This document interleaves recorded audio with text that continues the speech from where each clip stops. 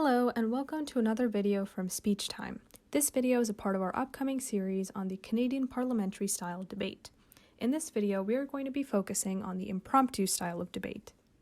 Impromptu means unprepared, and usually you get the topic and then 15 minutes to prepare a debate for your side. Depending on whether you're in the open category, which means high school, or a beginner, which is junior high up to high school, you get either 8 or 5 minutes to speak respectively. 15 minutes doesn't sound like very much time, but we promise you it's possible. You are either going to be on side proposition, or the affirmative side, meaning you're going to argue in support of the motion, or you're going to be on side opposition, meaning you are against the motion. No matter which side you're given, the first thing you want to do is understand what the resolution, also known as the topic, actually means. Say the topic is, "This House believes that homework should be banned." Once you understand what the motion wants, start brainstorming ideas for how to support your side. In this brainstorming phase, no ideas are bad ideas, and you should write everything down. If you can't come up with any arguments for your side, meaning you can't think of reasons homework should be or shouldn't be banned, think about what the other side might say. For example, if you're on side opposition and one thing you know side proposition is going to say is that homework can be unimaginative and boring, one argument against that could be homework helps students practice essential skills, especially in subjects like math. One other way to come up with points is to take on specific perspectives. Say you're on side proposition and you can't figure out why you should ban homework. Take on the perspective of a stressed student, or a teacher, or perhaps of another country where there isn't that much homework. A student might say that homework is stressful and keeps you up at night. A teacher might say that students should be given more hands-on teaching, like labs or field trips versus homework. People in Finland might say that it's more important to exercise and sleep well than to waste time on homework. This works for any kind of debate. Just take a perspective of someone who'd be affected by the topic.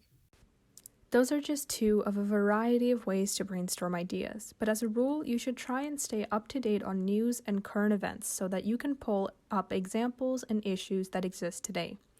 After coming up with a lot of points, figure out which ones are the strongest, meaning you understand their effects, you have examples or arguments to support them, and they won't be easily attacked by your opponents. After choosing 3 key arguments or 3 main points, you need to divide them amongst the first and second speaker of each side. Usually the first speakers have 2 points, and the second speaker has 1, since they need to be doing a lot of clashing and rebuilding.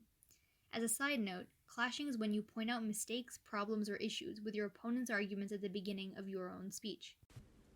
The order of speakers in an impromptu debate is proposition first speaker, then opposition first speaker, then proposition second speaker, and then opposition second speaker. For rebuttal speeches, it then goes the opposition first speaker and then the proposition first speaker. The first speakers of each side introduce the cases and make the majority of the arguments and examples. Second speakers attack the arguments of the opposing side more, as well as build on their partner's points. During the constructive speeches, you could get a POI or a point of information.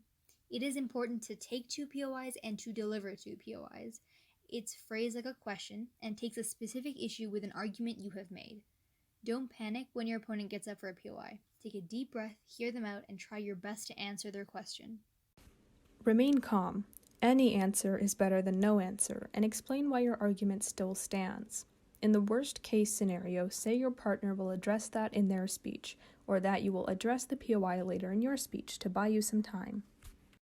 After the constructive speeches where you build and support all your arguments, the first speakers of both sides get time to make their final remarks.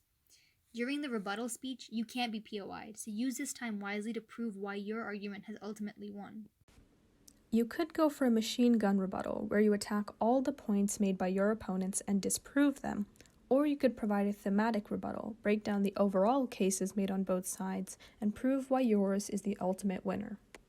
Remember that at the end of every speech, you should summarize all the major arguments made, both by you and your partner if you're the second speaker. This is because the more times you remind the audience of what your arguments are, the more logical they begin to sound, and the more likely it is that they'll remember them. If they remember your great arguments, they're going to vote in your favor. Another thing to watch out for is signposting. You should continually signpost by saying things like, "That was my first point, now I'm moving on to my second point," or "Now I'm going to summarize." This leads to a really good flow and a really good organizational structure. That's all on our side for today. Thank you for listening, and we hope to see you next time on Speech